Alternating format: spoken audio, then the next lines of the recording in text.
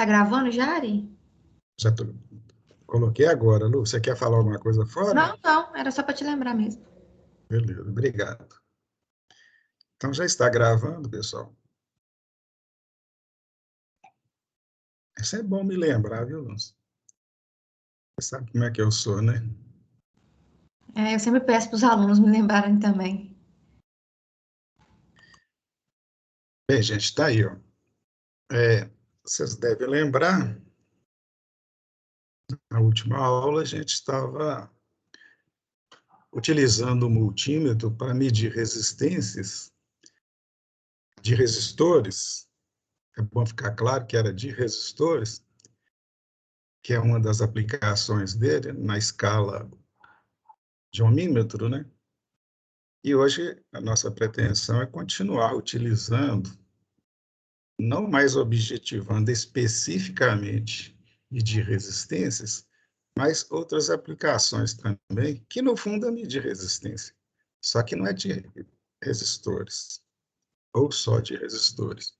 E antes de entrar propriamente dito no assunto, né, isto é, na utilização do simulador como ohmímetro, eu vou colocar aqui para nós essa, esses slides aqui, tá aí, ó, porque eu quero mostrar umas coisas para vocês antes de entrar propriamente dito, então, lá no simulador, tá certo? Então, veja bem o que é que nós temos aqui, o que é que eu estou querendo mostrar para vocês. Observe o seguinte, do lado esquerdo eu tenho uma fonte de tensão. Entendam que é uma fonte de tensão genérica. Apesar de eu ter colocado aqui uma bateria, né, é só para lembrar que é uma fonte de tensão, mas pode ser uma rede elétrica, pode ser um aparelho que está produzindo uma tensão, etc. Tem uma fonte de tensão aí. E o valor também não importa, nem se é contínuo, se é alternado, etc. Do outro lado, nós temos uma carga, que no caso aqui, para representá-la, eu coloquei uma lâmpada, mas pode ser qualquer outro tipo de carga. Pode ser um motor, pode ser um chuveiro. Lembrando que o termo carga associado a isso não tem nada a ver, ou não está de forma assim relacionado com carga elétrica, né? Que é a característica que um elétron tem, né? De transportar carga elétrica. Aqui é uma carga porque aqui vai ser desenvolvida uma energia a partir da energia elétrica aplicada. Então, quando circular a corrente, por exemplo, pela lâmpada, ela vai acender. Se fosse um motor, ele iria girar e tal. Isso a gente chama de carga. Porém, para que isso aconteça, o circuito tem que ser efetivado. E há um rompimento, ou um ponto do circuito aberto. Nesse caso, para que os elétrons atravessam, há um problema. Como vai fazer? Esses dois bonequinhos aqui estão com essa dúvida que eu coloquei aqui. Ó.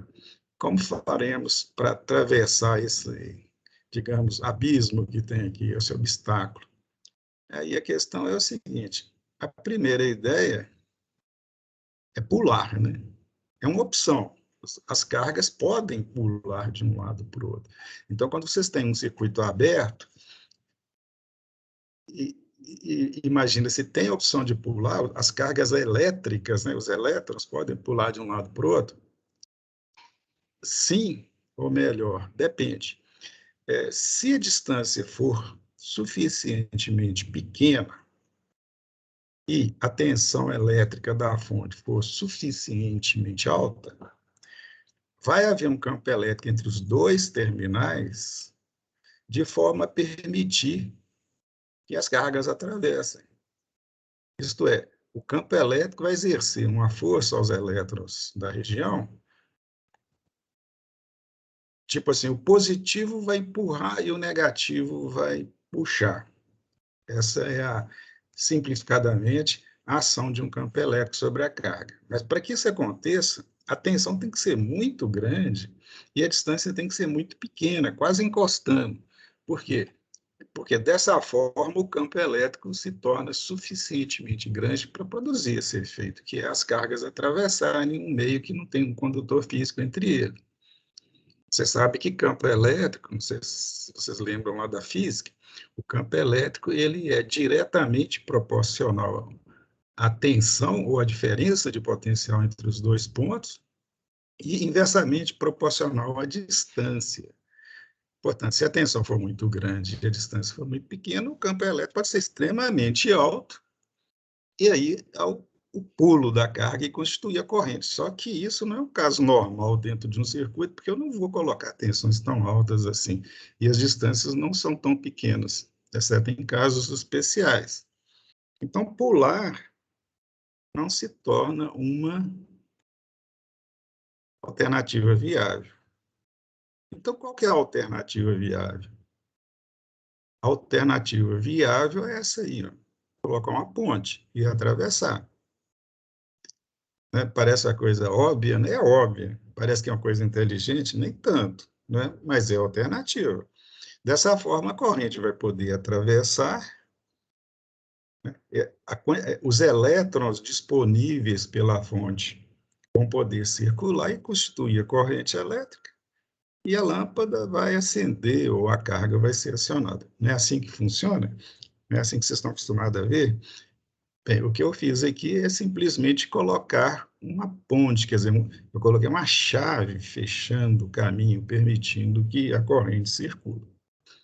O tema agora é chave, nós vamos estudar agora alguma coisa sobre a chave e qual que é a aplicabilidade do ohmímetro com relação a ela, tá certo? O foco é esse hoje, por isso que eu passei essa animação para vocês. Bem, então, nós temos na eletrônica ou na eletricidade uma infinidade de tipos de chave. Né? Veja bem, chave é um dispositivo utilizado para fechar um circuito e também para abrir, né? Da mesma forma. Deixar passar corrente ou fazer com que, né? Ou evitar. Esse desenho que está aí, essa foto aí, é uma chave simples. Né? Observe que ela tem uma alavanca e tem 3 pinos aqui, ó. Quer dizer, esses 3 pinos significa que você vai fazer um tipo de ligação quando eles, no circuito ao qual eles estão ligados, quando você acionar essa alavanca.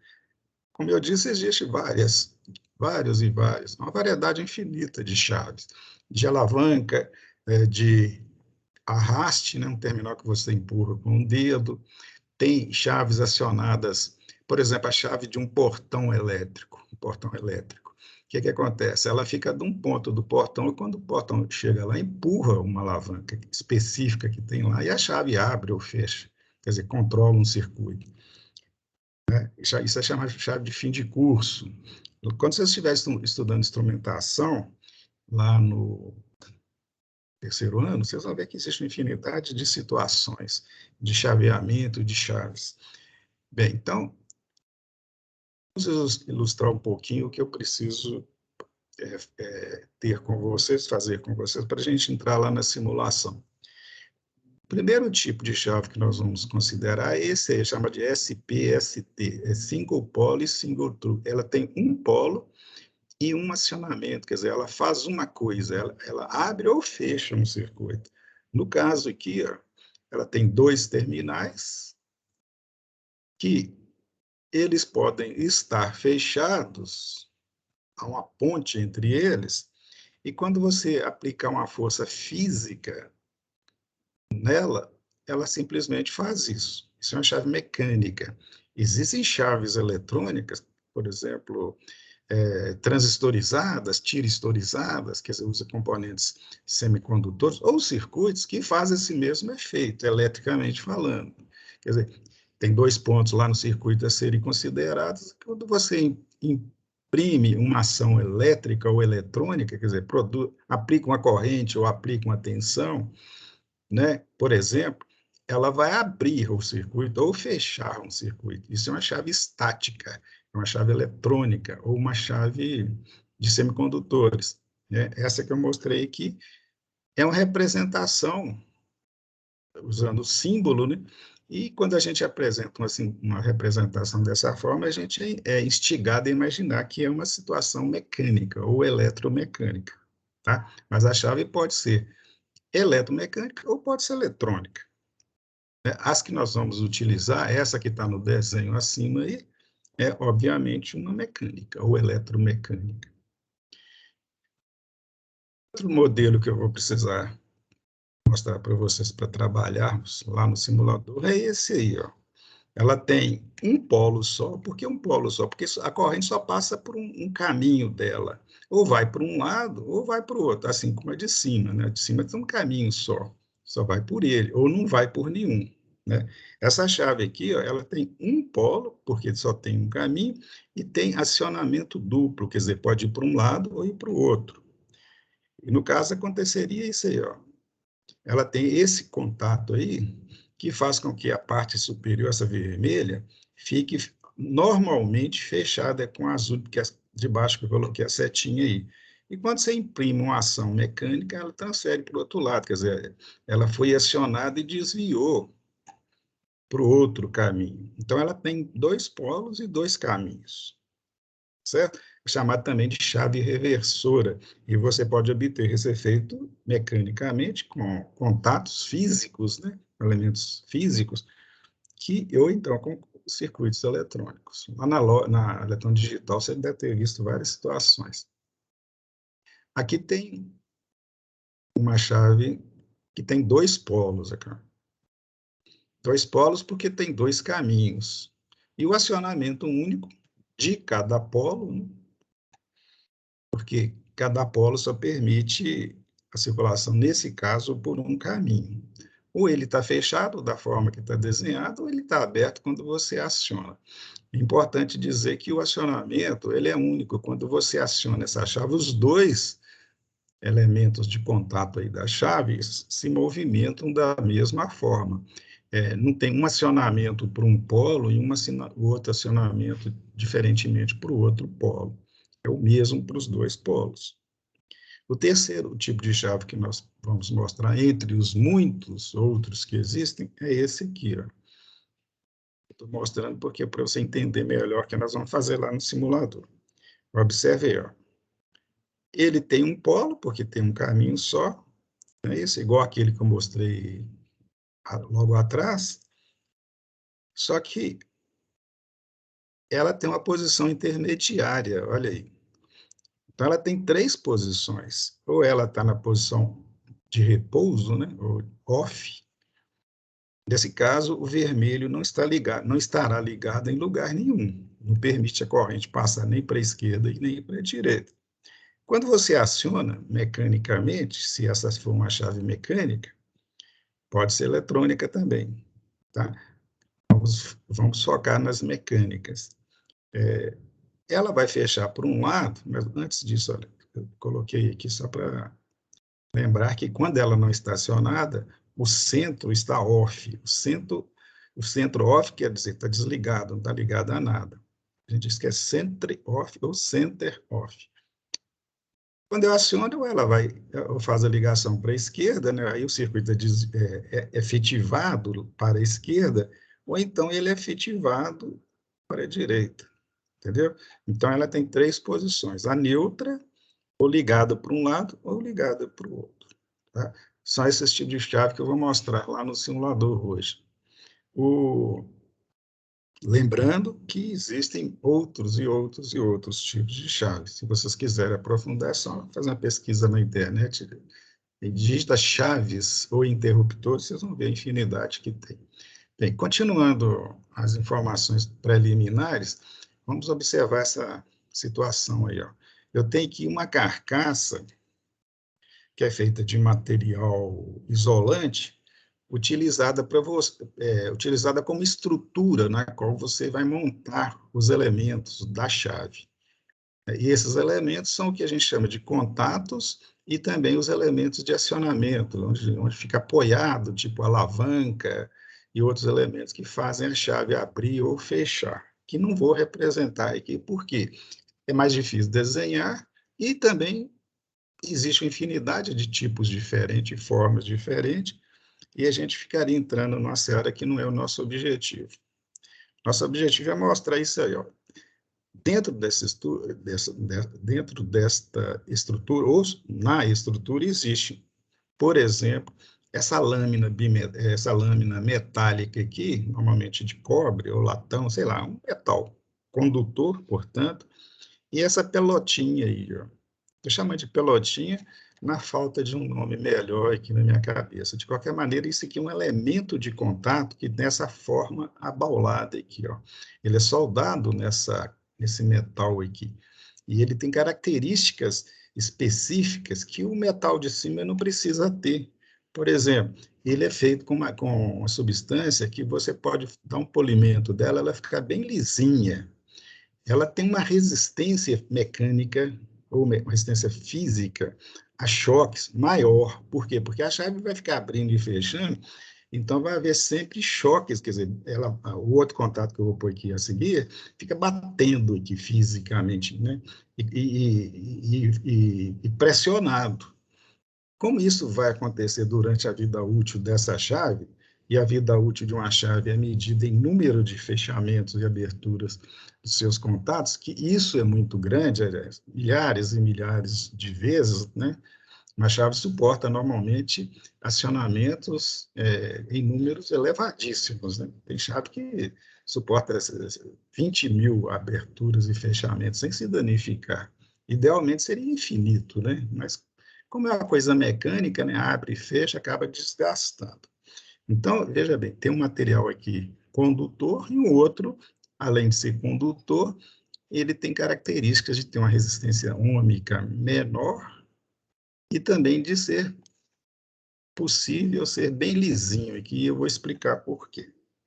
Logo a seguir. Do outro lado, tem um outro contato, uma lâmina de contato, da mesma forma, só que é mais comprida. Por quê? Porque ela que vai se mover, ela que vai envergar, vai se curvar quando houver uma ação mecânica sobre ela. Portanto, a gente tem essa curtinha que não vai curvar, então ela pode ser bem curtinha mesmo, né? Rígida, e a outra flexível, portanto, comprida. Ela é chamada de lâmina móvel. Quando a gente aplicar uma força física, onde tem essa seta aí, o que acontece? Simplesmente isso aqui, ó, essa lâmina maior se desloca, né? Se curva e abre o circuito. Essa é uma chave cujos dois elementos de contato são chamados de contatos normalmente fechados, e quando se aciona a chave, eles se abrem. Pode existir o contrário também, se você posicionar os dois elementos aqui, de tal forma que quando você, antes de aplicar a força, os contatos ficam abertos. E quando você aplica a força, eles se fecham. Algo parecido com a situação que está na figura aqui, ó, e a seta fica embaixo, apontada para cima, né? Aí, quando você aplicar a força, você empurra o contato para cima e fecha o circuito. Aí o interruptor ou chave seria normalmente aberto, né? Então, a chave pode ser normalmente fechada, vai abrir quando acionar, ou normalmente aberta, vai fechar quando acionar, certo? O outro caso é esse que está mostrando aí, ó. Tem as duas situações. Eu coloquei essa pelotinha do outro lado também, com as mesmas características do de cima, e coloquei um outro contato físico não, fixo aqui. Aí a chave, quando eu aplicar a ação mecânica na parte móvel, ela simplesmente vai fazer isso aqui, ó. Ela vai transferir o circuito, transferir a situação. Ela era fechada para cima e ficou fechada para baixo. Dessa forma, eu posso definir agora os contatos externos, os terminais externos, né? Do meio aqui, que pode ir para um lado ou para o outro, é chamado de contato comum ou terminal comum, e os outros dois são o normalmente fechado, porque antes do acionamento ele estava fechado, e o normalmente aberto, porque antes do acionamento ele estava aberto e com o acionamento ele ficou fechado. Então, isso aí, em termos assim, é o que acontece nos dois tipos básicos de chave, né? Uma chave que abre ou fecha e uma chave que se transfere, tá? Naquele modelo que tinha o neutro no meio, né? Obviamente, o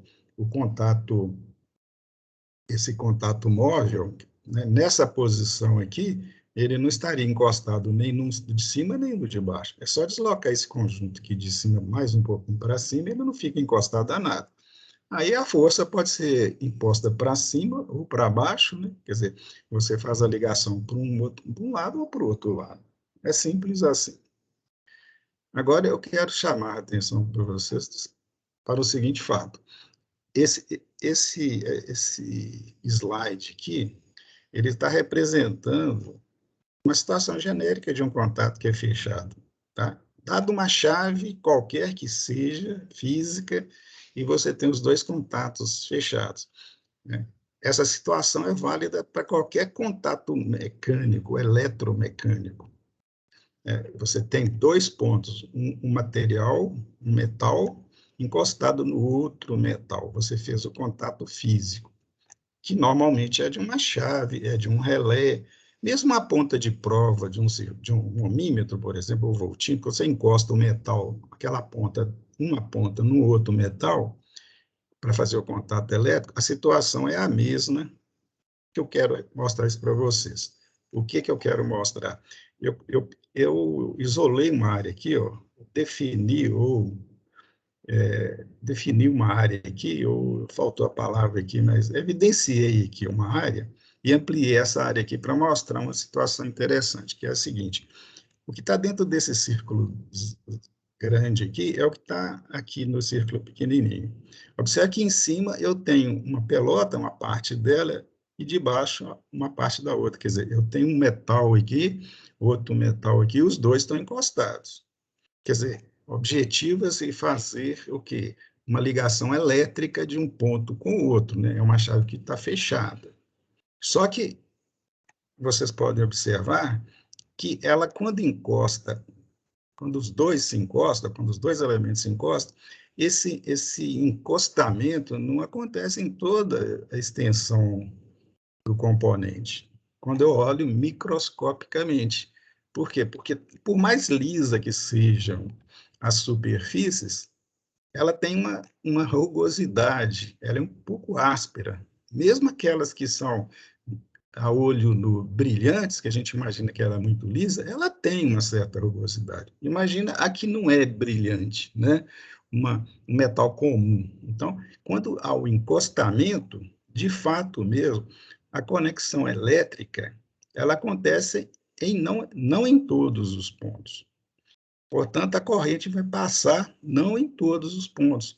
A gente não pode imaginar que a corrente, se eu pego um contato desse aí, ela vai passar em toda a extensão, quer dizer, a área ou a seção transversal por onde vai fluir a corrente é integralmente. Ela é só nos pontos reais de contato.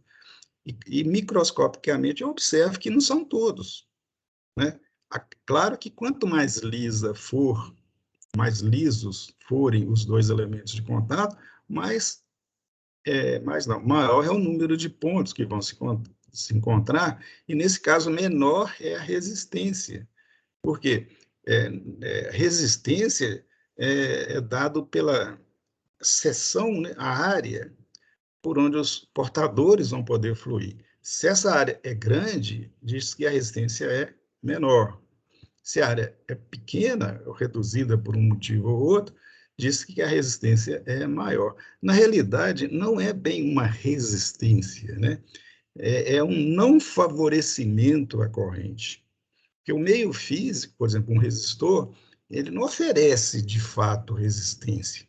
Ele não está ali chutando os elétrons de volta, resistindo a eles, não. Ele não está oferecendo condições para a corrente atravessar. Então, quando a gente diz que um resistor está resistindo, quer dizer, oferece a resistência, no fundo ele está não favorecendo, entende? Um resistor que tem uma seção transversal grande, ele tem ampla oferta de caminhos para passar a corrente, facilita a corrente. Se ele não tem, se a seção transversal dele é pequena, ele é fininho, é o contrário, ele não oferece grandes condições. Entende? A gente diz que ele é resistivo, ele está oferecendo grande resistência. Na realidade, ele não está favorecendo, entendeu? E nesse caso aqui, os pontos de favorecimento, né, que esse processo que está fornecendo, são menores em função de quê? de um número de contatos físicos, né, de caminhos reais serem menor, entendeu? E esses contatos, esses pontos de contatos, quando a chave é novinha, zero bala, são maiores. E com o tempo eles vão reduzindo por sujeiras, né? A própria abertura e fechamento vai abaulando esse negócio aí, vai deformando isso aí, né? Além do mais, tem, dependendo do tipo de circuitos que ele está controlando, se for indutivo, por exemplo, né? Sempre vai haver umas faíscazinhas aí que vai oxidar os terminais. Por isso que a gente, quando tem chaves mecânicas, a gente tem que estar sempre fazendo manutenção. E muita gente usa lixa, né? Pega os contatos e lixa. Lixar não é recomendável. Mesmo lixas muito finas, elas ainda mantêm uma rugosidade, uma aspereza mínima que seja, e a resistência de contato ainda acaba sendo apreciável. O melhor é usar substâncias químicas, né, que limpam isso aí. Por exemplo, spray, tem spray próprio, ou seja, borrifa lá no contato, ele limpa, sem estragar, sem ferir aquele material. Ele continua novinho ou o mais novo possível. A lixa não é recomendada, muita gente usa, ajuda bastante, mas não ajuda integralmente. Tá ok? Bem, deixa eu ver aqui se tem mais alguma.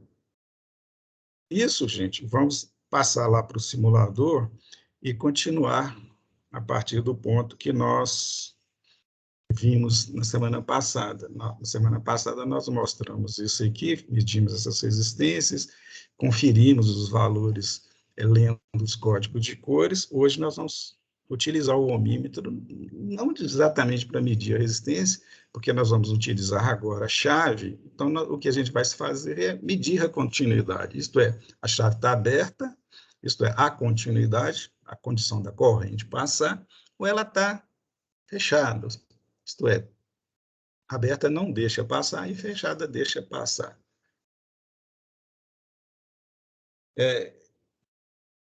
Deixa eu ver uma coisinha aqui, só um segundinho.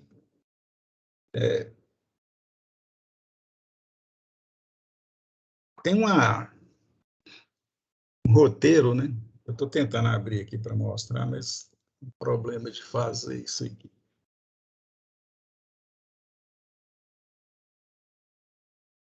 Pronto, abri lá, estou com outro monitor ao lado.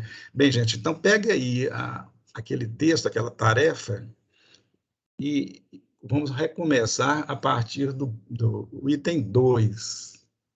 Então, o que nós vamos fazer agora é a prática item 2, que pede lá o seguinte: utilizando 3 chaves, tipo alavanca, estou lendo aí, meça os valores das resistências nas posições específicas e anote os valores dessas resistências para um mínimo de 2 escalas. Então, nós vamos pegar agora, gente, 3 chaves. Essa aqui, a chave 1, a chave 2 e a chave 3, que é essa aí. Para cada um, nós vamos verificar a resistência dela fechada e dela aberta. Ok? Primeiro caso, chave A. Primeira chave 1, aliás. Observe que é uma chave que tem um polo aqui, ó, e 2 posições. E ela só tem 2 terminais aqui, ó. Esses 2 terminais podem estar abertos ou fechados, dependendo da posição da alavanca.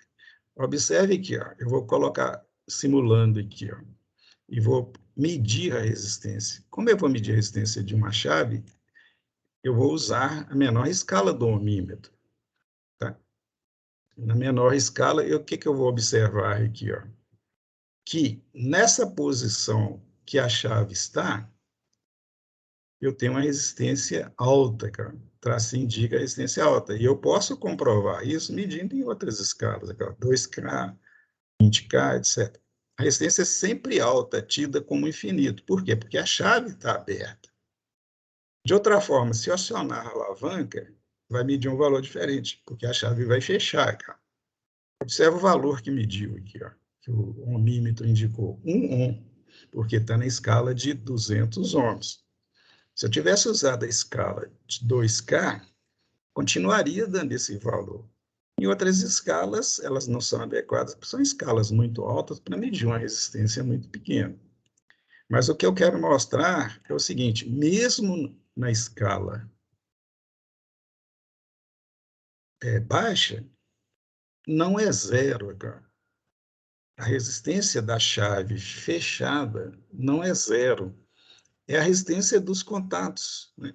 Quando você tem com a chave fechada, você tem que considerar que aquilo ali, de fato, não é um curto-circuito, é uma resistência extremamente baixa. E que, à medida que a chave for muito usada, ela pode até aumentar devido àqueles efeitos que eu falei com vocês. Aí guarda o seguinte, a chave tem a posição A e a posição B. Numa, a resistência é alta, outra, a resistência é baixa. Para você identificar isso, foi me lembrado pelo Chico no ano passado, eu achei interessante o seguinte, é só você verificar a posição da alavanca, tá? Isso é genérico. Se a alavanca está para a esquerda, os contatos fechados são os da direita. Como essa chave só tem dois, põe na sua mente aqui que se tivesse três, haveria um terminal aqui, né? Entendeu? E na posição A, fecharia o do meio com da direita. Por quê? Porque a chave está à esquerda. Se eu coloco ela na outra posição, estaria fechado o do meio com o da esquerda, que não tem aqui. Então, não tem, né? A chave fica, de fato, mesmo, é aberta. Então, na posição A, fechou os contatos, na posição B, abriu os contatos. Essa história de esquerda e direita fica mais claro na outra chave lá, mas é um macete também para você guardar quando a chave só tem dois terminais. Ficou claro, meninos? Como a luz do dia, eu fico falando, vocês ficam tão calados que eu não sei se vocês estão dormindo. Ontem teve uma hora que eu escutei um ronco de um aluno durante a aula. Estava roncando mesmo. Pô, eu estou tão chato que os alunos estão dormindo. Bem, vamos lá. Vamos passar para a segunda chave, para você colocar os dados lá na tabelinha. Veja que essa chave, o que eu fiz aqui? Eu coloquei 2 ohmímetros nela, vou pôr na escala de 200 ohms, ajustar para a escala de 200 ohms. Está aí, ó. Observe que o ohmímetro de cima está ligado entre o centro da chave e o terminal da direita. E o outro, o de baixo, está entre o mesmo centro e o terminal da esquerda. Aí vamos medir. Na posição que a chave está, ó, falando que está na posição A, pelo aquele raciocínio que eu mostrei anteriormente, estaria fechado do outro lado, né? Que seria o da direita. Então, esses dois terminais aqui estariam fechados porque a alavanca está na posição da esquerda. Então, o Ari, volt... Oi, Fê. licença, eu tô perdido um pouco no que é para anotar. Você vai Porque, anotar o valor que o ohmímetro vai dizer, tá certo? Se é um ohm beleza. É ou porque nessa tabelinha ela tá toda branca. Aí eu fiquei sem saber. é só fazer esse infinito na posição A, né? Deixa eu ver aqui, ó, para ficar mais fácil para nós aqui.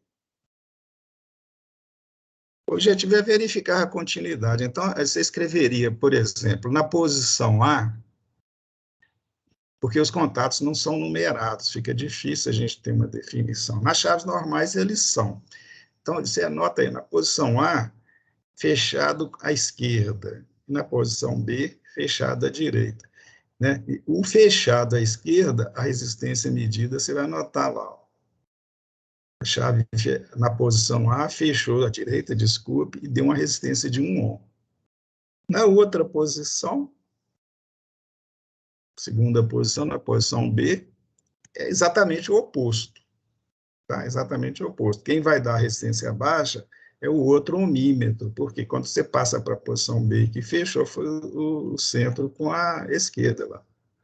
Entendeu? Então, sempre vai ser assim para esse tipo de chave. Um dá valor infinito, alto, e o outro dá valor muito baixo. No caso da chave, o muito baixo é 1 ohm. Então, essa é você identificar aí da melhor forma que você achar, tá? Ó, tá? Fica, se quiser, a sua criatividade aí. Não se preocupe muito com isso, não. Bem, nós temos agora aquela questão da chave, aquela situação da chave que tem uma posição intermediária. A chave 3, ela tem 3 posições. Eu mantive a ligação dos ohmímetros da mesma forma, que é um para medir do meio para a esquerda e o outro para medir do meio para a direita. Na posição central que está aí, eu já coloquei aqui, vou ajustar esse aqui. Então, essa aí você anota lá, chave de 3 posições, na posição central, 0, Rho, eu não sei se é 0 Rho, vocês desculpem, as duas resistências foram infinitas. A resistência do meio para a lateral e do meio para outra lateral é infinita. Obviamente, a resistência entre os dois extremos também é infinita, né? Quer dizer, o circuito está todo aberto, não há conexão elétrica nenhuma aqui. Agora, se eu fecho ela para a direita, para a esquerda aqui, ó, o que vai acontecer, obviamente, aqui, ó, antes de eu fazer? Qual medidor aqui que vai mudar de indicação? Quando eu passo a alavanca para o ar. Sempre muda do outro lado, né? Se eu passo a alavanca para o ar, eu fechei a do meio com a direita.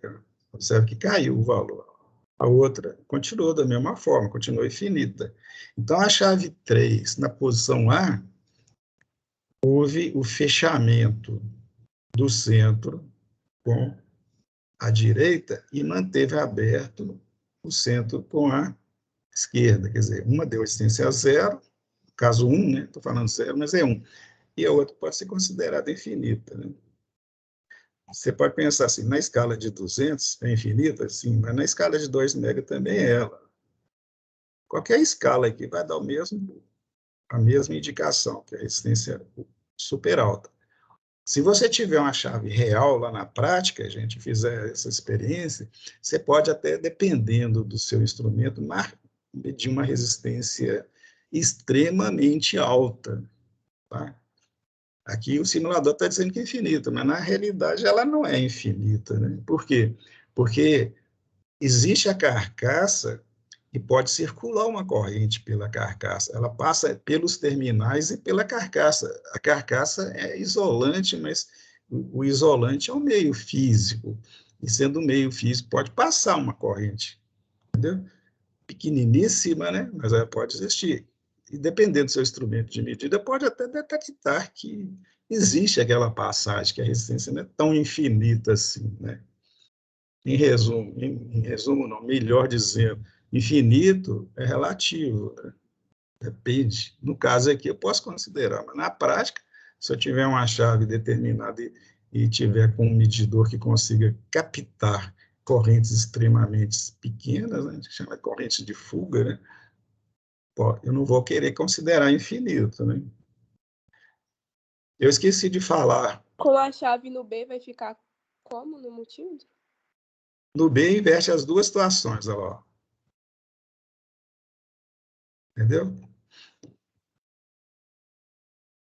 Nas chaves, no corpo das chaves, fisicamente falando, quando você tem a chave na sua mão, tem duas indicações. Uma é com o valor da corrente e o outro é o valor da tensão, tá, gente? Quando você vê uma chave, vai ver os dois valores, vai ficar curioso. Que corrente é essa e que tensão é essa? A corrente que está escrita lá, tipo assim, 10 amperes, 20 amperes, 25 amperes, é a corrente que ela suporta. Ela suporta até aquele valor. Se você ultrapassa aquele valor, ela pode esquentar, você estará passando uma corrente no meio físico cuja resistência não é 0, portanto, promove-se uma diferença de potencial, a uma aplicação de energia elétrica, de energia ali transformada em calor, e ela pode esquentar, né? Se ela tem uma resistência, por menor que seja, se passa corrente, né, há uma potência elétrica desenvolvida, e potência é R vezes corrente ao quadrado. Mesmo R sendo pequena, se o I for ao quadrado for muito grande, a potência elétrica é grande o suficiente para esquentar. Então, tem uma limitação. Não ultrapasse aquele valor de corrente que está escrito lá na chave. Com relação à tensão que fica escrita lá, por exemplo, 250 volts, 400 volts, que são valores normais, aquele valor de tensão é uma tensão que máxima que você pode aplicar quando a chave estiver aberta, porque quando a chave estiver aberta, a tensão fica nos terminais dela. E se ela for muito grande, vai ter um arco elétrico ali, vai ter uma fuga ali, algo ali que vai romper esse isolamento da chave, que pode queimar a chave ou o circuito. Então, não aplique tensões acima daquele valor. Por exemplo, quando você for comprar um interruptor para colocar lá na sua casa, na parede, lá para acender a luz, verifique bem isso, qual é a corrente máxima que o interruptor suporta e qual é a tensão máxima que você pode trabalhar com ele. Bem, continuando, então, nós vamos entrar agora no outro tipo de prática. Nós vamos desenvolver o nosso raciocínio abstrato aqui, como eu gosto de dizer. Eu tenho 3 circuitos, agora nós estamos com o terceiro item lá da tarefa, tá, gente? Lembrando aí, 3 circuitos. Vamos fazer para cada um deles. Se der tempo, hoje eu vou fazer com os 3, senão na aula que vem a gente continua, porque eu gostaria de gastar mais tempo em cima disso aqui. Vocês vão entender por quê. Então, vejamos bem, analisando só o primeiro circuito, o circuito da chave 1. Tá? O que nós podemos tirar disso aqui? Primeira coisa interessante que eu gosto de tirar com vocês, um dos objetivos de ter elaborado essa prática é o seguinte, deixa eu ajustar os 3 ohmímetros aqui para mostrar uma situação interessante. Olha aqui, observa o seguinte, todos os resistores, eles estão ligados nessa parte de baixo aqui, ó. Isso é um barramento comum. Quero mostrar para vocês que quando você liga só um polo de um resistor, ou de todos os resistores, só num ponto de cada resistor, um não interfere no outro. Por quê? Porque os outros não estão interligados, ou não há interação entre eles. Isso quer dizer o seguinte, não importa a posição da chave aqui, o que acontece na parte de cima, eu não tenho a ligação, por exemplo, desses 2 resistores com esse resistor de cá, ó. Há um isolamento aqui, ó, não tem nada ligando aqui. Então, os resistores controlados pela chave 1 não interferem nos da chave 2, porque não tem como haver corrente aqui, ó, entre eles. Da mesma forma com esse terceiro aqui, ó. Então, cada situação é independente, apesar de todos terem o mesmo ponto em comum aqui, ó. Portanto, se eu colocar aqui para simular, vocês vão ver o seguinte, que dependendo das posições das chaves, pode haver modificações. Por exemplo, aqui, ó, quando eu acionei a chave 1, eu modifiquei só o medidor 1, quer dizer, eu fiz uma modificação nesse circuito que causou mudanças nele próprio, sem interferir nos outros. Os outros continuaram da mesma forma. Se eu fizer alguma mudança no segundo, por exemplo, aqui, ó, eu fiz mudança no segundo, mas não mudou nada no primeiro, nem no terceiro, porque são independentes. Da mesma forma, o terceiro aqui, ó. Eu posso fazer mudanças aqui, ó. Deixa eu mudar a escala aqui, para vocês verem que tem mudanças. Olha lá, deixa eu voltar aqui, ó. Eu vou fazer mudanças nele, cara. E nos outros não acontece nada lá. Não acontece nada, não modifica nada. Por quê? Porque não tem nada a ver. Ligar um polo de um componente ou de um circuito em comum, se for só um polo, não interfere nos outros. Tá? É bom lembrar, já que nós estamos numa aula prática, e eu gosto muito de colocar situações práticas cotidianas, né? Veja o seguinte, imagina a nossa vida normal. Você tem na sua casa a rede elétrica ligada e várias cargas, lâmpadas, chuveiros, etc. Assim como o seu vizinho, certo? Todas as redes elétricas residenciais, pelo menos a legislação manda, tem um terminal ligado ao terra, isto é, ao chão, tá certo? Ao ground, ao planeta Terra, vamos chamar assim, ao chão. Tem um terminal ligado. Isso é por questão de segurança.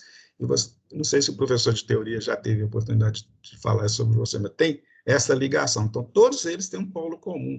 Digamos que esse aqui, ó, esse circuito aqui, só por analogia, seja um resistor, uma lâmpada, o outro seja um chuveiro, o outro seja digamos, uma televisão, máquina de lavar roupa, etc. Todos eles têm um ponto ligado ao terra. Mas se os outros terminais não estiverem ligados, não tem problema nenhum. Se eles não estiverem ligados entre si. Por exemplo, Vamos pegar o caso de um chuveiro. O chuveiro tem um terminal que é ligado no chão, no terra, da rede elétrica, né? Tá certo? A rede elétrica da sua casa tem um terminal ligado no chão. Então, se um terminal do chuveiro está ligado naquele fio que está ligado na terra, a gente diz que está aterrado. Tá? Então, mas o outro não está, e o outro não está ligado a nada a não ser no próprio chuveiro. Então, eles não interferem nos outros, não. Assim como da lâmpada, da máquina de lavar roupa, e vai por aí. Um polo só não interfere. Então, do mesmo jeito que aconteceu aqui com esses resistores, com as outras cargas lá da sua residência, acontece a mesma coisa. Pode se ligar, tá? Não tem problema. Se não pudesse, haveria um problemão, porque já pensou, todas as casas, você está lá na sua casa, tomando banho, de repente uma pessoa vai e liga a máquina de lavar roupa e produz um curto, né? Não tem lógica uma situação dela. Aí não poderia haver ligação ao neutro, né? Obviamente. Agora, por que essa ligação? Um dos motivos é o seguinte: suponha que você vai trocar a lâmpada da sua casa, um quarto lá. Você sabe que um terminal dela está ligado no terra e o outro no que a gente chama de fase, que seria o terminal equivalentemente acima aqui do resistor, que não está ligado em nada a não ser naquela lâmpada. Entendeu? Aí o que vai acontecer? Se você vai trocar a lâmpada e sem querer você encosta no terminal que está o neutro, não tem problema nenhum. Por quê? Porque seu pé está no neutro. Tá certo? Porque você está pisando lá na escada, a escada está lá no chão. Tá? Além do mais, você ainda está calçado, você pode estar até isolado, mas suponha que você não esteja isolado, o seu isolamento lá do calçado não seja bom. Você não tem problema nenhum, por quê? Porque você, seu pé e sua mão estão encostados no mesmo polo. Se está encostado no mesmo polo, quer dizer, não há circulação de corrente. Porém, se você encostar no outro terminal da lâmpada, que está na fase, ali tem um outro potencial diferente do neutro, do terra. O que vai acontecer? Vai ter uma tensão elétrica entre a sua mão e seu pé. Sua mão está com potencial da fase, que, digamos, seja 127 volts. Seu pé está no outro lado, onde está ligado o neutro. Aí você vai tomar um choque de 127 volts. Entendeu? A mesma coisa se você for mexer no seu interruptor lá da parede, um terminal dele está ligado no neutro. O outro, via a lâmpada, por exemplo, está vindo a fase. Se você encostar nesse outro, você toma choque, com certeza, e é choque alto. Portanto, toma cuidado. Por questão de garantia, você sempre usa calçado que tenha condições de isolar seu pé, porque se você, por engano, encostar na fase, você vai tomar um choque normalmente violento. Às vezes ele não é tão violento porque o seu calçado isola um pouquinho, não isola, não é tão mal isolante, né? Não tão bom condutor. Ele deixa passar uma correntezinha pequena, um choquinho de leve, mas se ele não estiver isolando muito, ou estiver sem isolamento, se o dedão estiver lá no chão, o choque às vezes é alto, tá, gente? Beleza? Bem, eu, sem querer, fui olhar o relógio ali, eu vi que a aula acabou. E aí, gente? Acabou? Eu vou ter que continuar mesmo na aula que vem. Vamos continuar na aula que vem ou vocês querem continuar aqui? Acho que eu vou continuar na aula que vem, porque não vai dar tempo de falar tudo aqui, ó. Como isso aqui vai estar gravado, gente, vai estar gravado, pega essa gravação, tenta simular para mim, tenta verificar todas as situações de todas as chaves aqui, e na aula que vem a gente comprova. Isto é, considera a chave na posição A e B, o que vai marcar aqui nesse primeiro medidor? A chave 2 na posição A e B, o que vai marcar no outro medidor? Etc, etc, etc. Tá certo? Procure fazer. É bom que aí fica mais fácil para mim na aula que vem. Mas o que eu quero fazer com esse tipo de prática, de simulação, é mostrar essas situações para vocês e que vocês analisem circuitos abertos, fechados e tal, interprete o circuito. Se você já puder fazer isso antes e treinar um pouquinho, ajuda bastante. Tá? Eu gostaria disso e agradeceria por isso. Bem, assim sendo, vou fechar aqui. Não esquece de Parar. fazer chamada na hora aí. Ô, Chicão, parei a gravação.